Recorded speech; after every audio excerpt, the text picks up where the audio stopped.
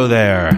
I'm Cy Hoekstra. This is Deep Cy Humor and My Adventures in Blindness. I'm reading to you today one of my stories from deepsy.net, as I always do.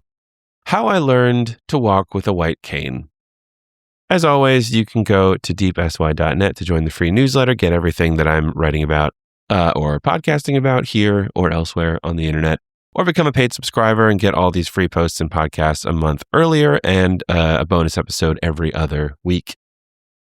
So here we go. How I Learned to Walk with a White Cane. Sometimes freedom tastes like concrete. One day when I was a kid, I was walking around one of the Orlando theme parks with my family. I don't remember which. I was legally blind at the time, but mostly had enough vision to get around, so I wasn't using a white cane.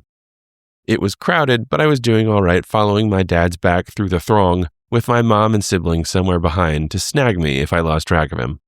I was holding what could only be described as a bucket of Sprite, a cup in a size that only exists in theme parks and 7-Elevens because no one else has the sheer audacity to sell it.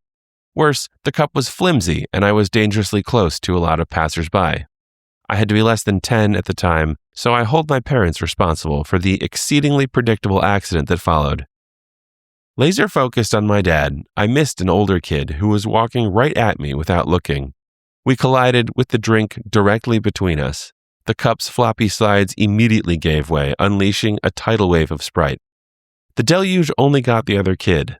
I don't know how that was possible. I must have instinctively tilted it toward him. He yelled. Having no idea how to respond and not wanting to lose my dad, I just dropped the cup and kept moving. As I passed the kid's mom, she said, "Gosh, couldn't you see him?" "No," I responded flatly and walked away. Her question was reasonable. She had no way to know I didn't see well. My response was not so reasonable, even if accurate. It felt great, though. Very cathartic. I had almost the exact same interaction many more times over the caneless, low-vision years before I started going completely blind. It got to the point where I would accidentally run into someone and hold my breath, hoping they would ask if I was blind, just so I could blurt out, "A little, yeah." But as I lost vision, I ran into people more frequently. If I had to narrow down my decision to start using a cane to a single moment, it was the time in the first couple weeks of college when I was walking on campus and got a hard bump on my shoulder. I stopped and turned, wanting to hear the question. But I heard nothing. The person wasn't talking, but I heard no noises from them at all. No footsteps, no movement. Hello? Still nothing. Either I was unknowingly in a silent standoff with a stranger, or I reached out my hand. Yep, telephone pole. I bumped into a telephone pole. I had been eagerly anticipating making a snarky comment to a telephone pole. I looked around, hoping no one had seen, and went on my way acting casual. My mom called up a nonprofit that has provided training and services to blind people for over a century. At the time, it was called The Lighthouse. I had periodically worked with them since kindergarten, and they had always been helpful despite the fact that there is maybe nothing in the world more useless to blind people than a lighthouse. The instructor met me on campus. We introduced ourselves, and she pulled something short and clattery sounding out of her bag. She handed it over and then explained my new white cane could break down into 4 smaller pieces and fold up for storage purposes. "That's a relief," I said. I didn't think this bundle of sticks was going to help me very much. I heard no laughter. She kept talking and didn't sound like she was smiling. No audible amusement of any kind. She seems fun, I thought. She showed me the basics of how to walk with a white cane, something that is now second nature, more or less like walking itself. Hand straight out in front, in the middle of your body. Grip like a flashlight, but point your index finger down the flat side of the handle. When you step with your left foot, sweep right, and vice versa. When I tried the cane for the first time, she said my sweep was too wide. I shouldn't go any farther than slightly past my shoulders. Being more compact would ensure I covered the width of my body without taking up too much space. She sounded quite serious about this. So, given how the previous attempt at levity went, I decided not to ask if I could ensure my total safety by waving the cane up and down and spinning in complete circles. My mom later told me I had made the same suggestion to the person who first tried to get me to use a cane in kindergarten. This shows growth. I had learned when to keep my thoughts to myself. The quality of the thoughts was unchanged, but the restraint was there. Incidentally, there is a clear path over the years from this idea to the RhinoTech Premium Rhino Cane, and there's a hyperlink on those words to the podcast episode, Glass Eyewitness News. I'll put that link in the show notes. We roamed around campus until I got comfortable with the cane. Then it was time for stairs.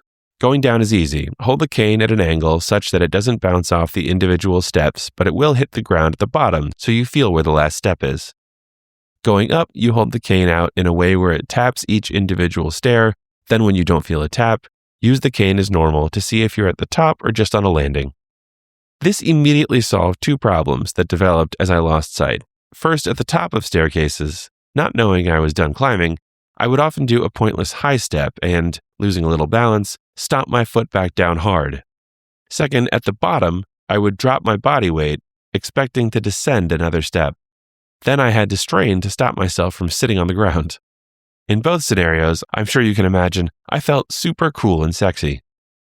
The lesson ended after we covered crossing the street. This part was unnecessary. In my 18 years of getting around without a cane, I had only been hit by one car, and that was before anyone explained to me how to cross busy streets with low vision. Here's what happened.